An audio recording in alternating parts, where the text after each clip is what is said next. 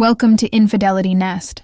In today's video, I want to take you into a story about timing, silence, and the strange ways two lives can meet when neither is looking for anything at all. It begins on a rainy afternoon in Portland. Not the heavy, storm-thick rain that floods streets and forces umbrellas to bloom, but a gentle drizzle that softens everything it touches. The sky was the color of pewter, the kind that makes lights glow warmer and footsteps sound closer. Outside, the city breathed slowly. Buses sighed at every stop, and the scent of wet earth mingled with roasted coffee drifting from half-open cafe doors. Inside one of those cafes sat Emma Carlyle, her hands wrapped around a cup that had long since lost its heat. She had come there, as she often did, with the intention of writing. Her laptop sat open, cursor blinking like a metronome keeping time with her uncertainty. Words used to pour from her easily. Once, she could translate her feelings into paragraphs without fear. But lately, her inspiration had turned quiet. She wasn't unhappy. But there was an ache, not sharp, not loud, just a slow, steady emptiness that came from living too neatly, too safely. She was 37, comfortable, and tired of being comfortable. Her days had rhythm but no melody.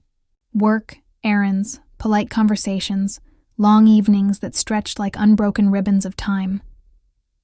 She gazed out the window, tracing raindrops as they slid down the glass, merging, parting, racing each other to the sill. Each one left a faint path, a temporary story that disappeared before it could matter.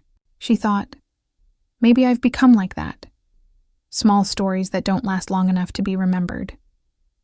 Then the cafe door opened, and the sound of the street rushed in, car tires on wet pavement, muffled laughter from strangers hurrying by. The bell above the door chimed, and a man stepped inside.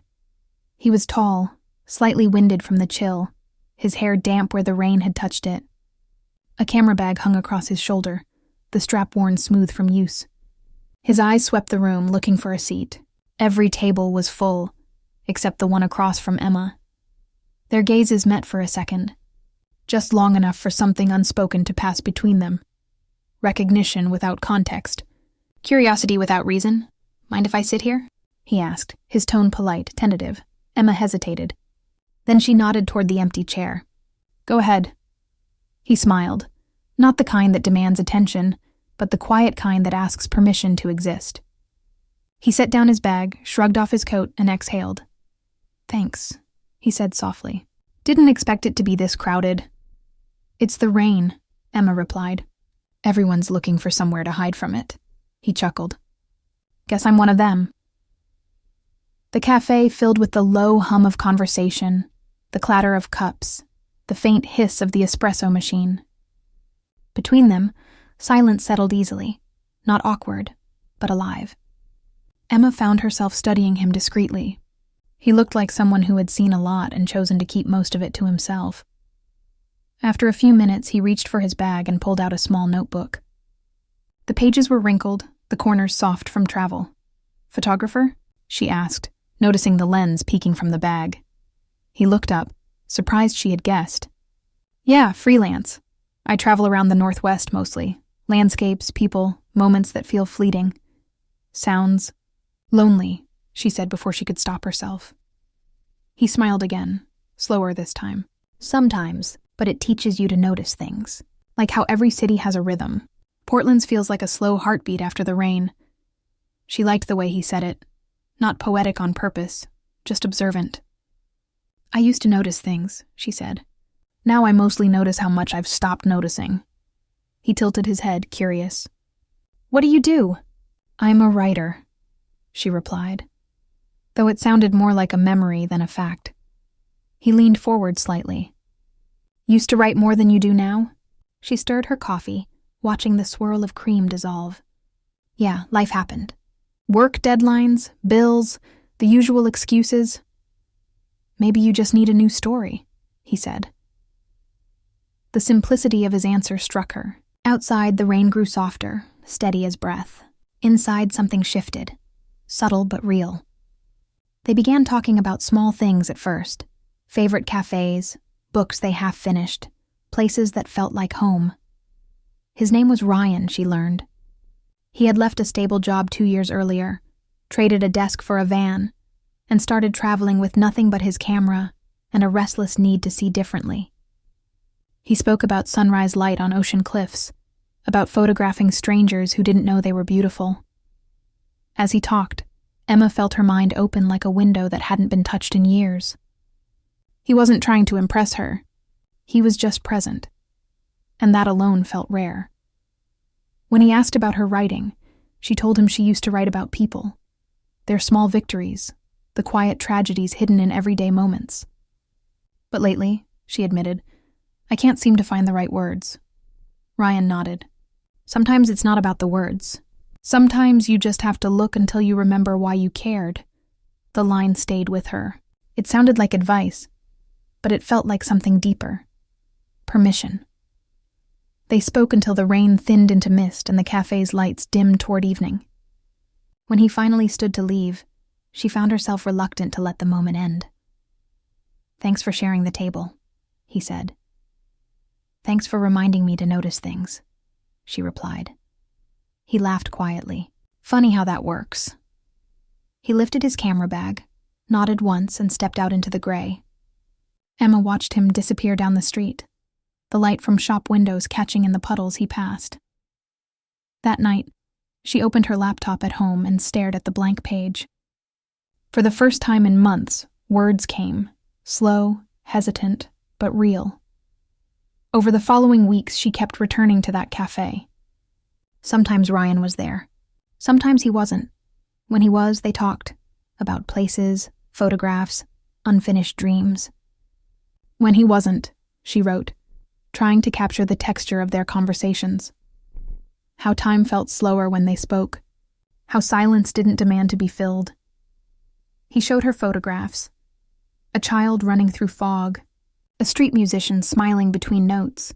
An old couple holding hands at a crosswalk. Each picture seemed to whisper, this mattered once. One afternoon, he handed her his camera. Try, he said. She hesitated. I don't know what to shoot. Don't think. Just look. She pointed the lens toward the window, where rain traced soft patterns against the glass. Click. The image captured something she hadn't expected. Her own reflection mixed with the city outside. Blurred but alive. That's it, Ryan said quietly. You just saw. In that small act, she understood something. Seeing wasn't about vision. It was about attention. And attention, she realized, was love in its purest form. Days turned into weeks. Their connection grew in fragments. Laughter shared over coffee, moments of comfortable silence, the brief touch of hands when passing the sugar. It wasn't romantic yet.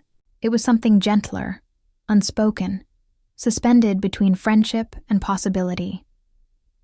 One evening, as the city glowed with winter lights, Ryan confessed, I used to think I had to keep moving to find meaning. But lately, I think maybe meaning finds you when you finally stop running. Emma looked at him, realizing he was describing her too. They were both people learning to stop, to be still long enough to feel. Winter deepened. Portland wore a coat of gray, but Emma felt lighter. Her writing returned, not perfect, not constant, but alive. She wrote about the smallness of kindness, the way light bends around memory, the quiet beauty of noticing someone truly. When Ryan told her he had accepted a photography project in Montana, her heart tightened. When do you leave? Next week, she tried to smile. You'll send photos? Only if you promise to keep writing, he said. They said goodbye outside the cafe where it had begun. He handed her a small envelope. For later, he murmured. That night, she opened it. Inside was a photograph, her own laughter caught mid-moment, unposed, free. At the bottom, in his handwriting, were 3 words. Keep this light. Months passed. Ryan's messages grew fewer. The distance stretched, but not painfully. Emma kept writing. Her stories changed. They became clearer, quieter, truer. She no longer wrote to escape herself. She wrote to see herself. One morning, spring finally arrived. The sky was still pale, but the air smelled of newness. She returned to the cafe, notebook open, coffee steaming beside her. The bell above the door chimed. She didn't look up right away. Not until a familiar voice said, "Still chasing words?" She turned. Ryan stood there, camera bag slung across his shoulder, smile warm as sunlight through clouds. "I kept the light," she said softly, showing him the photograph she had kept close all these months. He nodded. "I knew you would." And for a moment they just stood there. No grand declarations, no promises, just the quiet certainty that some connections don't end. They simply pause until the right time returns.